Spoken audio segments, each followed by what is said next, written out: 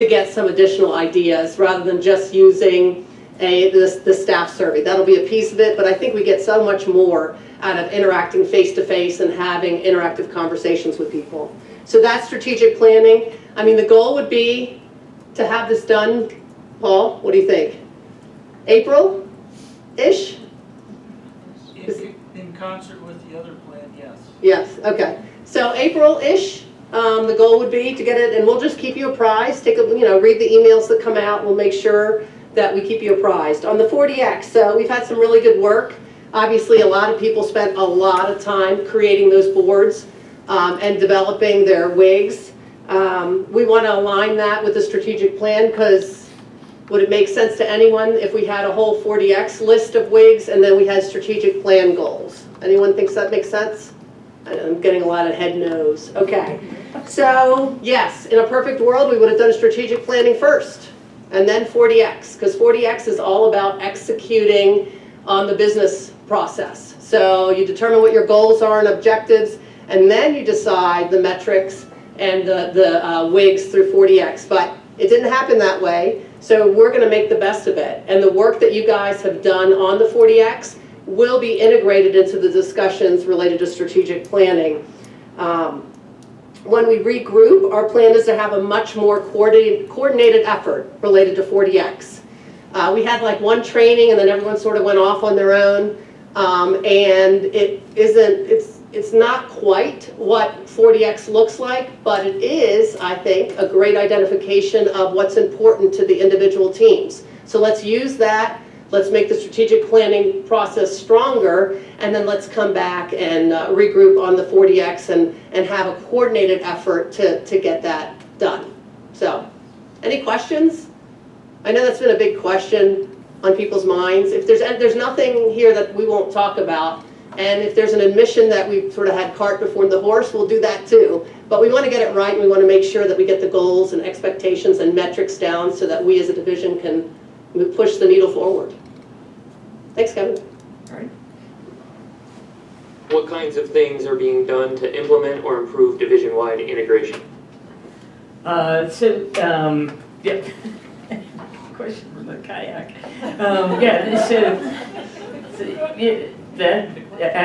That's one where I talked about a little bit in the beginning that I think number one, information sharing. So we're making sure that our information sharing, just what's going on in division type information sharing is going across, looking for those opportunities where we've got overlap and synergies when we start working these things together.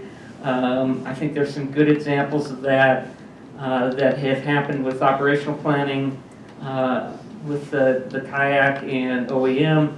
I think there's been some good work going together with the grants team and OEM on how we're managing the grants.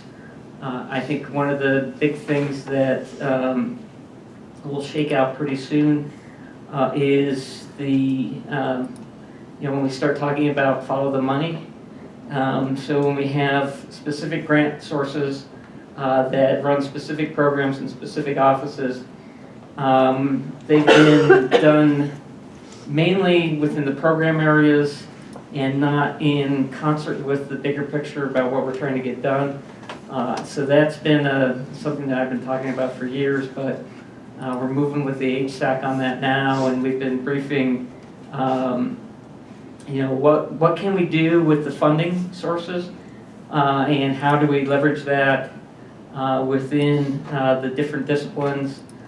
So I think that will have a natural impact to help better integrate. And then I think from just the leadership perspective, we're going to continue to have a leadership team that's coming together to make sure that we're talking about what those opportunities are. And I think we've got a group that's open to that.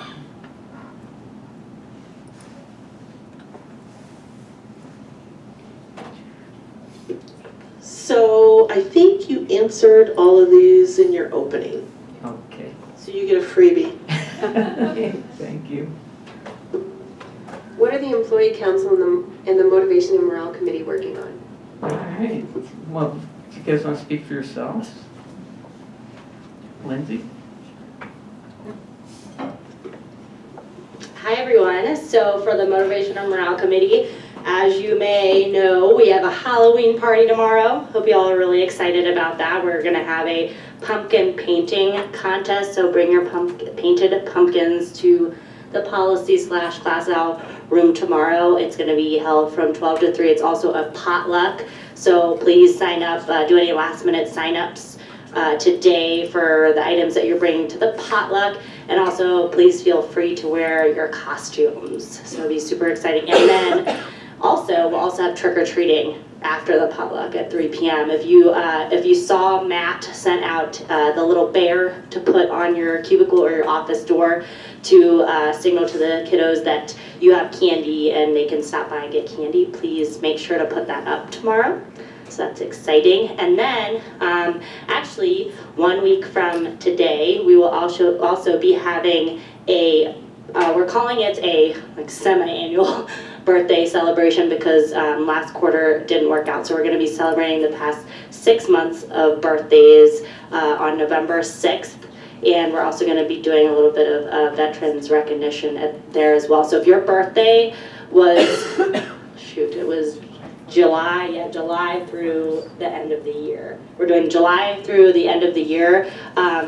Please give your baby picture. We're going to be doing our baby picture guessing again this time, and I believe Cassandra is accepting those, correct? Crystal is doing it? Okay, I was out last week, excuse me. And Crystal is going to be receiving those baby pictures, so please bring those, it'll be fun. And then we also, do you want to talk about the holiday party as well? I already have that, and I'd have to bring up my calendar again. So we actually are moving forward with the holiday party for this year. It is going to be at the same location as last year, the View House.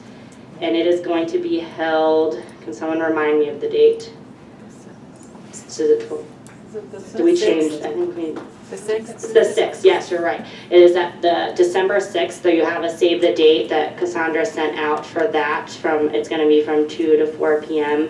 We're really excited to get that on the calendar, so make sure you keep that in mind. And then we'll have more details about that. If we're going to be doing some toy donations like we did last year, we'll have more details coming out for that. Mickey. I just wanted to add, for all of those dates, we have them on the master calendar, both the Google Master Calendar and the calendar on the intranet site. So you can find them there if you forget. Yes, thank you. Did I miss anything? Burrito Wednesdays? Oh, great points. Is Ted here? No, he's not. So Burrito Wednesdays, I know Ted sometimes isn't able to always do those here, but we're continuing to do that, and also to do those for events that are happening in the office at Mineral. I know we have tried to do for some events, like the exercises, the quarterly exercises that happen here in the SCOC, and then also like the EM Academy and different other events that we know that we're going to get a large group in one place. We're going to try to do some fundraising for that, and then part of the proceeds goes to the M&M committee so we can offer different things like gift cards as prizes and get decorations and contribute towards the birthday cake that we have. So those will happen as they can. I think Ted might need some assistance with that, so we'll let folks know if we need to get more people to help out with that. And then you're doing oops, Cassandra. Yeah, I just was going to add to it. Also, we'll be celebrating those of us that are veterans Oh, yeah. on the same day. Yep. And so if you'd like to bring your photo of you when you that's were right. in the military in your uniform, we won't keep it, but just bring it so we can see what you look like. That's I've right. already turned mine in. That's right. You can Thank go you. to Crystal as well. Yes, that's right. Sorry, I forgot those. Yes, exactly. So that'll be fun as well. Of course, you'll probably know who's in the photo, but it would be nice to see those pictures. So please bring in those as well. And then we're doing a decorating. For tomorrow. No, the pumpkin. hallways. Oh, yes. So that's Mickey. Oh. Maybe you want to chat about that. So what the M&M committee graciously let me apply and become a member so that we could do a fun project. So we have 5 people from the committee who are going to help put together an actual division-wide plan on putting photos and other items up on the walls in the area. But it's going to be planned out. We're going to decide on what photos. We have some potential ideas of gathering them from staff, making it fun, but also represent everything that we do. So it'll be all areas of the division. We have a couple of photos that are printed out, but we've kind of decided to stop, make sure we have what we want as a committee, and then again look at every wall in the area and the common spaces and decide what should be on them instead of just putting stuff up and then printing stuff and then finding a new place for it. So I will get that list of people out if you wish to talk to them and share your opinion. So look for some good things to make this more of a home for you while you're away from home. All right, Jen, employee council update. Actually, I'm going to do this one, Kevin. So the first couple of things that we're working on are in direct relation to your health and wellness kind of initiatives. So the first one is, so today we had our first blood drive where we're partnering with Centura Health. So in the next month or so, you guys should all be receiving a survey, just kind of gauging interest in doing this quarterly and participating in blood drives. So if you are interested, even if you're not interested, please take the survey. If it's something that we're interested in, we'll start setting up like a quarterly blood drive, either here, over at Kipling, or both. So keep an eye out for that. Additionally, drafting some guidelines for what we're calling walking meetings. So again, going off of Kevin's health and wellness initiative, just getting people to be productive out of the office. So whether that's going downstairs and using the excellent gym we have here, or going out into the community and just walking around and just getting people up, moving while we're doing meetings is something that we think could work. So we're just kind of developing some guidelines on that, and how that is going to work, and just helping the supervisors implement that successfully.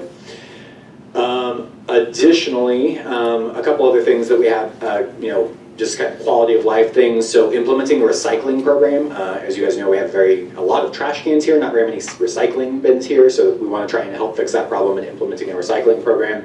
And then also setting up some sort of quarterly desk clean out. So lining the office with shredding bins, just having the facilities where, hey everyone, today is the day, clean up, and just make this place a little bit better. I'm guilty. If anyone's been into my cubicle, you will know that I am a hoarder of paper. I hate throwing around paper, so having a scheduled time to clean that stuff out will be really good. Yes? So as the newly appointed records retention person, before we start shredding, you want to do some guidelines or something? Yes, we have. Okay. I have a bunch of forms that people have to fill out. Sorry. No, it's absolutely important. I can't imagine having a quorum request and Mickey freaking out and be like, what do you mean you shred? It's not even, yes, we can definitely shred stuff, we just have to document the shredding of the stuff. And it's a new policy that we have to create through the policy group, do that practice too, so. Okay, and that absolutely. Let's get that first before we shred, please. Okay, that leads me to the next thing. The Employee Council is participating on the policy review team, so helping Amy kind of come up with all of the different policies that we need for the division, and just kind of providing employee feedback on those policies. So the other, also, sorry, I forgot this one on the health and wellness. We're also arranging for an actual on-site flu clinic here at this office, which we haven't had since I've been here. Alexa, you have something on that? No, I'd like to be first in line. You'd like to be first in line, yeah. So other offices get them. We have not yet had them here, so we're going to try and coordinate getting that an on-site flu shot clinic. All right. So the other kind of bigger things that we're working on is developing guidelines for what we're calling a 360 PMP review. So one of the big gaps that we've identified here is that during the PMP review process, supervisors are not in any way evaluated by the people that work for them, and I think that's a pretty big gap. So we're going to develop some sort of policies and procedures where the person that's evaluating a supervisor needs to actually have some input from the people that work for those supervisors. So we're working on that and hope to have that completed before the next annual reviews. And then finally, providing, so going back to I think question number 5 or 6, supervisor training options. So we will be working on providing a plethora of options to our leadership on what we think an effective supervisor training program would look like here at DHSEM. So outside of just the normal CDPS mandatory or supervisor trainings, but something that's maybe a little bit more or specific to DHSEM on our policies and procedures.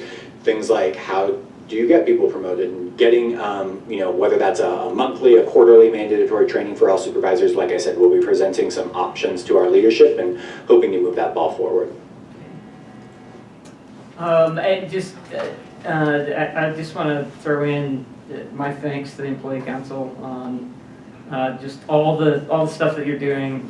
The wellness stuff. Anything I can do to help there, but I really appreciate it. And I will tell you, that the Employee Council's feedback on the last hiring was great, and I think was really good process there too. So I'm looking forward to kind of keeping that approach and going on. So thank you for all you guys do. What is the status of requesting a new executive order for additional funding for DR 4229? We've got a whole bunch of EOs that we're going to clean up at once. So we've got a whole bunch of old fires that we want to deobligate, and a whole bunch of other cleanup that we need to do. So we're kind of thinking of doing one big ass EO that takes that all on. So finance has been working on identifying those that we can deobligate, and so those are primarily old fires that have finally been closed out. And when I say old, I'm talking about 2012 old. But we've obligated funds for them, so they're holding up our spending authority. So we're looking at getting about $7 million freed up from that, and do that. So I guess that's kind of our approach. So my first question is back. Have we run into spending authority issues with 4229? Joe, do you have an answer to that question? It's hard. I don't know. I mean, do you? Art? No. Okay, No, so I this don't know. question was given to me by Steve, so I would assume he's a little concerned about it. Right. Yeah. So I think the problem there was that we had payroll that was not anticipated hitting that